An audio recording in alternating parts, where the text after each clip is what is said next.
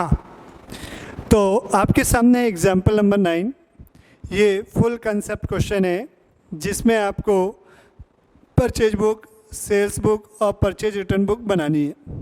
तो जैसा कि आप क्वेश्चन पढ़ रहे होंगे तो क्वेश्चन में आपको दिख रहा होगा जनवरी 2021 को यहाँ पर हमारे 2 ट्रांजेक्शन्स हो रहे हैं। जनवरी 2021 में अगर आप देखें तो एक ट्रांजेक्शन में क्या हुआ, डायरेक्टली गिवन है कि हमने माल ख़रीदा है, और 7 तारीख वाले ट्रांजेक्शन को आप अगर गौर से पढ़ें तो उसमें लिखा है कि सोल्ड गुड्स टू अस, मतलब कि आपने मुझे माल बेचा।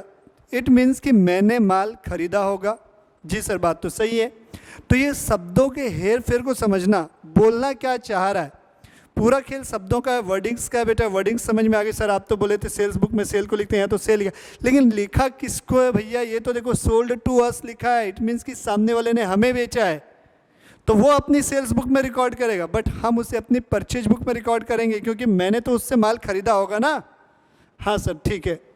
तो हम परचेज बुक बना रहे, तो हमारे 2 ट्रांजेक्शन थे। पहले मैंने उसे रिकॉर्ड किया, मनोहर दिल्ली से हमने माल खरीदा है रेडीमेड गारमेंट। कितने रुपए का खरीदा है? 40,000 रुपये का। और उसने मुझे क्या किया है, 10% डिस्काउंट ऑफर किया है। तो ट्रेड डिस्काउंट 10% होता है, तो 4,000 रुपये हो गया। तो ये कितना हो गया, माइनस करने के बाद 36,000 मैंने लिख लिया। उसके बाद श्याम सिंह ने हमें क्या किया था, माल बेचा था, सेल किया था हमें। इट मीन्स कि हमने उसे माल खरीदा था, तो मैंने यहाँ लिखा श्याम सिंह दिल्ली रेडीमेड क्लॉथ। कितना? 30,000 रुपये का। कोई डिस्काउंट ऑफर नहीं किया उसने, ठीक है। 30,000 रुपये मैंने टोटल कर दिया। उसके बाद हम आते हैं सेल्स बुक पे। किस पे आते हैं? सेल्स बुक पे। तो ये मेरी सेल्स बुक बन गई फॉर्मेट। 5 तारीख को हमने बेचा है मोहन अमृतसर को 10,000 रुपये का माल 10% ट्रेड डिस्काउंट में। तो ये मोहन अमृतसर रेडीमेड गारमेंट 10,000 1,000 रुपये, ये हमारा क्या हो गया, डिस्काउंट हो गया, ट्रेड डिस्काउंट ये माइनस हो गया। फिर उसके बाद 8 जनवरी को हमने हरीश अमृतसर को बेचा है, तो ये हरीश अमृतसर लिख दिया मैंने। कितना? 12,000 रुपये। फिर मनोहर अमृतसर को बेचा था, वो लिख दिया मैंने 10% डिस्काउंट निकाल के। और महेश वाराणसी को बेचा है 8,000 रुपये का, तो वो डायरेक्टली मैंने 8,000 लिख दिया क्योंकि कोई भी डिस्काउंट नहीं दिया। अब दिया परचेज रिटर्न बुक भी थी। एक माल हमने किसको वापस किया? महिंद्रा को। कितने रुपए का वापस किया? 5,000 का। तो यहाँ ध्यान दीजिएगा, गलती क्या हो सकती है, आप डायरेक्ट 5,000 रुपये लिख देंगे, कंप्लीट हो जाएगा। नो, आपने ये देखो बेटा, सामने वाले से जब माल खरीदा था तो आपने डिस्काउंट अवेल किया था। इट मीन्स कि आपने डिस्काउंट में माल खरीदा था 10% के। तो जब आप उसे वापस करोगे तो सामने वाला बेवकूफ़ तो है नहीं ना यार कि तुम लोग MRP पे वापस कर दोगे, उसको बोले नहीं भैया 5,000 दो, 5,000 दो। ऐसा नहीं होगा। सामने वाले बोलेगा बेटा देखो समझो भाई, तुम हमसे माल लेके गए हो 10% डिस्काउंट पे, तो जब तुम लाओगे मेरे पास माल तो मैं भी तुम्हारा 10% डिस्काउंट कट करूँगा। हाँ बात तो ठीक है, समझ में आ गई होगी। तो यहाँ मैंने लिखा तुम महिंद्रा को बेचा है, महिंद्रा दिल्ली लिखा, ट्रेड डिस्काउंट 10% माइनस कर दिया, 4,500। अब इसकी पोस्टिंग के बारे में बोला। बेटा पोस्टिंग आप लोगों को मैंने समझा चुका हूँ, सेम वैसे ही करना है। पोस्टिंग का काम आप लोग सेल्फ कर लेंगे, ठीक है। तो इस प्रकार से हमारा purchase book, purchase return book, sales return book ये कवर हो चुके हैं। और कैश बुक को मैंने पिछले वीडियो में कवर अप किया हुआ है सब्सिडरी बुक पार्ट 1 में। तो अब हमारी एक सब्सिडरी बुक बनती है जर्नल प्रॉपर की। तो ये जर्नल प्रॉपर क्या होता है इसके बारे में हम थोड़ा सा समझते हैं। तो जर्नल प्रॉपर बेटा क्या होता है, इसके लिए सबसे पहला काम क्या होगा, आपको ये समझना होगा कि वो कौन कौन से ट्रांजेक्शन हैं जो ये सारी सब्सिडरी बुक में नहीं लिखे गए हैं। किस में नहीं लिखे गए हैं? ये सारी सब्सिडरी बुक में नहीं लिखे। कहने का मतलब है ऐसे ट्रांजेक्शन जो किसी भी सब्सिडरी बुक में रिकॉर्ड नहीं किए गए हैं, वो कहाँ आएंगे बेटा? वो आएंगे आपके किस में? जर्नल प्रॉपर में आएंगे। किस में आएंगे बेटा? वो जर्नल प्रॉपर में आएंगे, ठीक है। मैं ऐसे ही बता रहा हूँ, फिर डिटेल से और बताऊँगा, ठीक है। वो कहाँ आएंगे? जर्नल प्रॉपर में आएंगे बेटा। तो आप लोग खुद दिमाग लगाओ, 2 मिनट सोचो कौन कौन से ट्रांजेक्शन है जो अपन ने किसी सब्सिडरी बुक में नहीं लिखा। कौन कौन से ट्रांजेक्शन है वो सोचो यार, मुझे तो याद है। डिस्काउंट की एंट्रीज हो गई, हाँ सर डिस्काउंट की एंट्रीज है। Opening entries, closing entries, adjustment entries, credit purchase of goods तो अपन ने लिख लिया था, but credit purchase of machinery का क्या करेंगे? तो किसी भी प्रकार की कोई एसेट्स आपने उधारी में परचेज किए या उधारी में सेल आउट किए, डेप्रिशिएशन है, किसी भी प्रकार की रेक्टिफिकेशन की एंट्री। सर ये रेक्टिफिकेशन, बेटा ये रेक्टिफिकेशन क्या होता है, इसके बारे में हम सेपरेट एक चैप्टर है उसे पूरा पढ़ेंगे, तब मैं आपको बताऊंगा रेक्टिफिकेशन ऑफ एरर क्या होता है। हाँ सर ठीक है। तो ये सारी जो चीज़ें हैं बेटा, ठीक है, कहाँ रिकॉर्ड की जाएंगी, जर्नल प्रॉपर में रिकॉर्ड की जाएंगी। तो कंसेप्ट क्या बना, अगर आप लोग लिखना चाहें, in journal proper we record all those transaction which were not recorded elsewhere in subsidiary book, other subsidiary book, जो किसी और सब्सिडरी बुक में नहीं लिखी गई थी, उससे हम कहाँ करेंगे, अब यहाँ रिकॉर्ड करेंगे। For example discounts, opening and closing entries, adjustment entries like prepaid expense, outstanding expense, accrued income, unaccrued income, interest on capital, interest on drawing, etc. These adjustment entry will be discussed in detail in final account topic. हमारा एक separate chapter है बेटा final account, इसके बारे में हम पूरी तरीके से विस्तार से वहाँ पढ़ेंगे। ओके जी सर ठीक है। फिर इसके बाद मैंने बोला रेक्टिफिकेशन ऑफ एरर्स की, ये सारी एंट्रीज कहाँ रिकॉर्ड की जाएंगी, जर्नल प्रॉपर में रिकॉर्ड की जाएंगी। क्लियर हो गया। इसे हम जनरल जर्नल भी बोलते हैं, एक साधारण पंजी हिंदी में बोले तो जनरल जर्नल भी बोलते हैं बेटा। तो आते हैं इसके ऊपर हमारे क्वेश्चंस देख लेते हैं कौन कौन से क्वेश्चंस हैं। तो फॉर एग्जांपल आप देखना चाहें तो एग्जांपल नंबर 10 है, पेज 11.20 पे है। पढ़ते हैं एक बार के लिए क्या लिखा हुआ है। Following are the ledger balances on 31 March 2021। देखो बेटा आपको अगर पता हो एक चीज़, हमारे 2 ईयर होते, एक होता है फाइनेंशियल ईयर और एक होता है कैलेंडर ईयर। सर क्या बोले आपने, कैलेंडर ईयर बच्चों पढ़ा होगा, calendar year, calendar year, calendar year क्या होता है बेटा, 1 जनवरी से कब तक रहता है, 31 दिसंबर से, 1 जनवरी से 31 दिसंबर तक। और जो फाइनेंशियल ईयर होता है, FY बोलता हूँ शॉर्ट में मैं, फाइनेंशियल ईयर, ये चालू होता है 1 अप्रैल से और एंड होता है 31 मार्च को। तो बेटा दिसंबर को अगर एंड हो रहा है तो उसके बाद जो 1 जनवरी आएगी वो आपके लिए क्या होगा, इसका जो क्लोजिंग होगा वो यहाँ पर क्या बनेगा, ओपनिंग बनेगा। वैसे ही 31 मार्च के बाद जो 1 अप्रैल आएगा नए साल का, वो हमारा क्या बनेगा, ओपनिंग। ठीक है। तो हमारे पास 31 मार्च के बैलेंसेस दिए हुए हैं, तो जो इससे एंट्रीज पास की जाएगी वो हमारी क्या हो जाएगी, देखते हैं। Following are the ledger balances on 31 March 2021। ठीक, बिल्डिंग का बैलेंस है 5 लाख। तो ध्यान दीजिएगा जितनी भी एक्सपेंस हैं, जितनी भी एसेट्स होती हैं, जितने भी लॉसेस हैं, इनका हमेशा डेबिट बैलेंस होगा, और जितनी भी लाइबिलिटीज़ होती हैं इनका जो बैलेंस होता है वो क्रेडिट बैलेंस होता है। तो इस बैलेंसेस से हम नेक्स्ट टाइम जब एंट्री पास करेंगे, मतलब 1 जनवरी या 1 अप्रैल को, तो वो हमारी ओपनिंग एंट्री कहलाएगी। कौन सी एंट्री कहलाएगी, ओपनिंग एंट्री। तो building 5 lakh, furniture 2 lakh, debtor 1 lakh, creditors liability है 80,000, बैंक ओवरड्राफ्ट लाइबिलिटी है 40,000, और कैपिटल कितना है 7,30,000, एंड कैश कितने का दिया हुआ है 50,000 का। इससे हमको जर्नल बनाना है। तो ओपनिंग एंट्री बेटा मैंने आपको जर्नल एंट्री में पढ़ाया हुआ है, तो बस लिख दो उसको। तो क्या लिखोगे बेटा, अगर आप लिखना चाहोगे तो इसको बिल्डिंग अकाउंट डेबिट लिखोगे, एग्जाम्पल नंबर 11, पेज नंबर 11.20, ये 10 example number, sorry example number 10। तो एंट्री क्या बनेगी, क्या क्या चीज़ें हैं, बिल्डिंग है, building account debit, building account debit, building account debit कितने रुपए का है, 5 लाख है, 5L लिख रहा हूँ शॉर्ट में। फर्नीचर अकाउंट डेबिट, एसेट है बेटा, फर्नीचर भी डेबिट बैलेंस होता है, मैंने बताया जितनी भी एसेट है। तो फर्नीचर अकाउंट डेबिट कितना रुपए, 2 lakh. Debtor account debit, debtor account debit कितने रुपए का है, 1 लाख रुपए का है। क्रेडिटर्स लाइबिलिटी है, तो 2 लाइन छोड़ दो क्योंकि कैश भी मुझे दिख रहा था, तो लिख लो ना यार, दिख रहा है तो क्यों टेंशन ले रहे हो, कैश अकाउंट डेबिट बाद में क्यों करना, अभी कर लो। 50,000 है तो 50K लिख रहा हूँ। आप लोग एग्जाम में या जब भी घर में बनाएंगे पूरा पूरा लिखेंगे, ऐसा नहीं कि आधा अधूरा LK लिखोगे। ठीक जी सर ठीक है। 2 क्रेडिटर्स अकाउंट, 2 बैंक ओवरड्राफ्ट को BOD लिख रहा हूँ, टू कैपिटल अकाउंट, ये हमें क्वेश्चन में दिया हुआ, ये हो गई जर्नल प्रॉपर में एंट्री।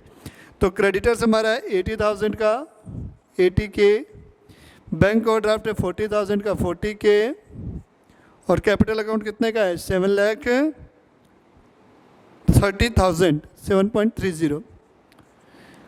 तो बेटा अगर आप इनका टोटल करें तो डेबिट और क्रेडिट मैच हो रहा है कि नहीं, देख लो। 7 लाख 8,50,000 8,50,000 है डेबिट का टोटल, 7,30 7,70 और ये 8,50। ओके ठीक है, 8,50 debit is equal to credit. अगर मान लो कैपिटल आपको नहीं दिया होता तो कैपिटल आपकी क्या हो जाती है, बैलेंसिंग फिगर हो जाती है। कैपिटल को हम क्या बोलते हैं, बैलेंसिंग फिगर। अब आते हैं एग्जाम्पल नंबर 11 पे। क्या दिया हुआ एग्जाम्पल नंबर 11, डिटेल्स में बता रहा हूँ बेटा, देखिएगा। The balance sheet of Rajgopal as at 31 March 2021 is as under. Liability side देखिएगा और एसेट साइड देखिएगा। कुछ नहीं करना है बेटा, मैं ओरली बता रहा हूँ। ये एसेट साइड जितने भी आइटम आपको दिख रहे हैं उनके आगे डेबिट करके कॉपी कर लीजिएगा, ऐसे ही जितने भी एसेट है डेबिट उनकी अमाउंट, और जो भी लाइबिलिटी दिख रही है उनको टू क्रेडिट करके लिख लीजिएगा। बस कंप्लीट हो गया, कुछ भी नहीं करना है। ये सब 31 मार्च की जो नेक्स्ट ईयर अपनी क्या हो रही है, पास ऑन हो रही है, तो ये ओपनिंग एंट्रीज होती हैं। ठीक है, अब एक चीज़ बात आती है क्लोजिंग एंट्री की। सर ये क्लोजिंग एंट्रीज क्या होती है? जब भी अपन अकाउंट को बैलेंस कर रहे होते, लेजर में मैंने पढ़ाया था और मैंने बोला था जितने भी नॉमिनल अकाउंट होते हैं उनको पीएल अकाउंट में क्लोज किया जाता है ट्रांसफ़र करके। जितने भी एक्सपेंस हैं, जितनी भी आपकी लॉसेस हैं, जितनी भी आपकी इनकम या रेवेन्यूज़ हैं, वो कहाँ ट्रांसफ़र होती है, trading and profit loss account में। ये आपको जब मैं फाइनल अकाउंट पढ़ाऊँगा तो वहाँ मैं बताऊँगा कि ट्रेडिंग अकाउंट क्या होता है, प्रॉफिट एंड लॉस अकाउंट क्या होता है। प्लीज़ अभी बस ध्यान से सुनिए और याद कीजिए कि नॉमिनल अकाउंट के बैलेंसेस को कहाँ ट्रांसफ़र किया जाता है, प्रॉफिट एंड लॉस अकाउंट, और किस में, ट्रेडिंग अकाउंट में। सर ये नॉमिनल अकाउंट क्या होता है? बेटा नॉमिनल अकाउंट मैंने टाइप्स ऑफ अकाउंट में बताया था। जितने भी एक्सपेंस हैं, जितने भी लॉसेस हैं, जितना भी प्रॉफिट है, जितना भी आपका गेन है, जितनी भी आपकी इनकम रेवेन्यू है, वो सारी चीज़ें नॉमिनल है। या डे टू डे बिजनेस की जो भी चीज़ें आपकी परचेज सेल वगैरह हैं, सब नॉमिनल अकाउंट में आएंगी। ठीक है, तो एग्जाम्पल नंबर 12 देखिएगा। Enter the following in the books of Karan Delhi to close his accounts on 31 March 2021, pass the closing entries. इससे पहले हमने ये दो क्वेश्चन किए, ठीक है, 10 और 11, वो ओपनिंग एंट्रीज के थे। अब ये जो मैं 12th आपसे डिस्कस कर रहा हूँ बेटा, ये आपका क्लोजिंग एंट्री का है। ओपनिंग स्टॉक, ओपनिंग स्टॉक आता है बेटा ट्रेडिंग अकाउंट में डेबिट साइड में। ठीक है, अभी बस याद करो। तो ओपनिंग स्टॉक हमारा क्या होता है, एसेट होता है, मान के चल रहे हैं, डेबिट साइड में अपन लिखते हैं। एक बात के लिए मान के चल रहा हूँ, ओपनिंग स्टॉक का एसेट ना मान के आप लोग मान लो एक्सपेंस है, तो एक्सपेंस का डेबिट बैलेंस होता है।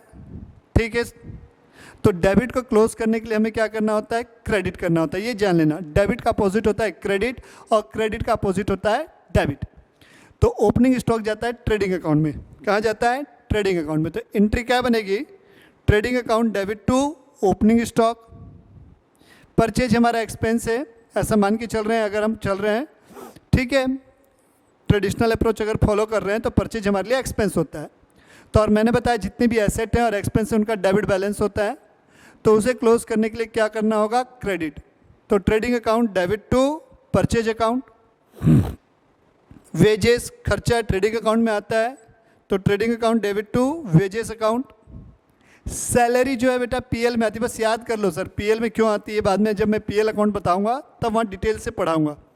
तो profit and loss account debit to salary. Sales हम कहाँ लिखते हैं, ट्रेडिंग अकाउंट में क्रेडिट साइड लिखते हैं। तो सेल्स क्रेडिट होती है, तो क्रेडिट को अगर आपको क्लोज करना है तो क्या करना पड़ेगा, डेबिट। तो क्या एंट्री बनेगी, sales account debit to trading account.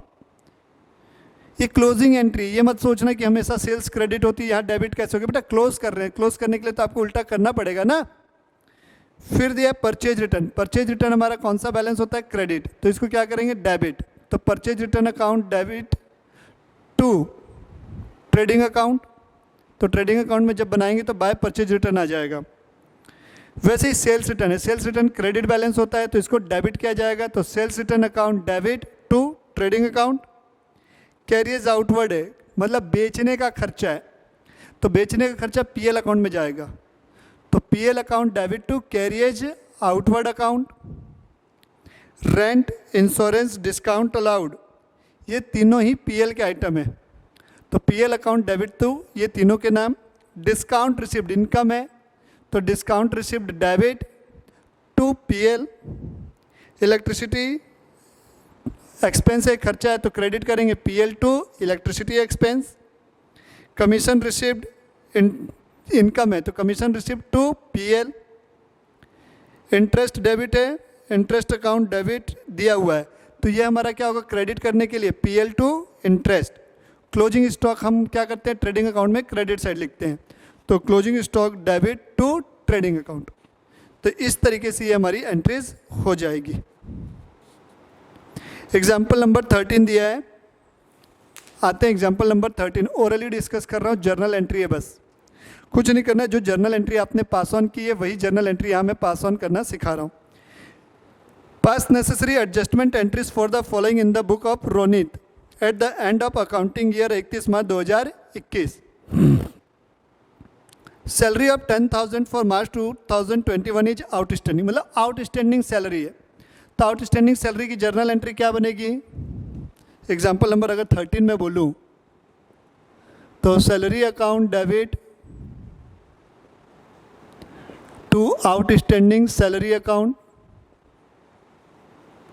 ये सब हमने जर्नल एंट्री पढ़ चुकी है वही, और इसीलिए मैं आपको ओरली डिस्कस कर रहा हूँ। Interest accrued on investment, accrued है, हमने काम कर दिया पर काम कर दिया पर पैसे नहीं मिले, उसे अक्रूड बोलते हैं। तो एसेट हो गई, तो accrued interest, accrued interest account debit to interest account. Rent received in advance, advance में रेंट मिल गया है, तो ये लाइबिलिटी हो गई हमारी, मतलब एडवांस में मिल गया। अनअक्रूड इनकम में मान लो एडवांस में मिल गया, हमने काम किया नहीं और एडवांस ले लिया, उसी को तो अनअक्रूड बोलते हैं ना, तो इसे कम करना पड़ेगा। तो ये क्या होगा, rent account debit, rent received, rent received हो गया, या rent received account debit to क्या मिला, एडवांस में मिला हुआ है, तो to rent received in advance, to rent received in advance account, to rent received in advance account. Insurance prepaid है, प्रीपेड है मतलब एसेट हमने पहले ही दे दिया है। एडजस्टमेंट एंट्री ये सब मैंने लिखवाया हुआ है, प्रीपेड एक्सपेंस, आउटस्टैंडिंग एक्सपेंस की एंट्री। तो प्रीपेड इंश्योरेंस अकाउंट डेबिट होगा, prepaid insurance account debit to insurance account हो जाएगा, टू इंश्योरेंस अकाउंट लिख लेना, टू इंश्योरेंस अकाउंट। फिर आपको गिवन है क्लोजिंग स्टॉक है, तो क्लोजिंग स्टॉक टू ट्रेडिंग होगा। डेप्रिसिएशन है, तो PL to depreciation on furniture है, तो डेप्रिसिएशन टू फर्नीचर। ये एंट्रीज है बेटा जो हमारी कहाँ आएंगी, जर्नल प्रॉपर में। अब ये सब चीज़ें बेटा 14 है, 15 है, 16 है, ये सारी एंट्रीज आप खुद से बना सकते हैं बेटा, केवल जर्नल एंट्री, कुछ भी नया नहीं है इसमें, ठीक है। और कुछ है क्या, नहीं है। तो ये सारी चीज़ें आप खुद से बना लेंगे। 14, 15, 16 नॉर्मल जर्नल एंट्री है बेटा, अगर देखना चाहो तो एक बार देख भी लो। क्या लिखा है, Mohan Singh was declared insolvent, a sum of 15,000 could not be receive. Bad debt हो गया, तो बैड डेट टू किससे, मोहन सिंह। अब लिखा है आगे, an old machinery was sold to Manish for 5,000, Manish को बेची हो, कैश वर्ड नहीं लिखा है, उधारी मानेंगे। Machinery to a, Mohan to machinery account. अब लिखा है goods withdrawn from business for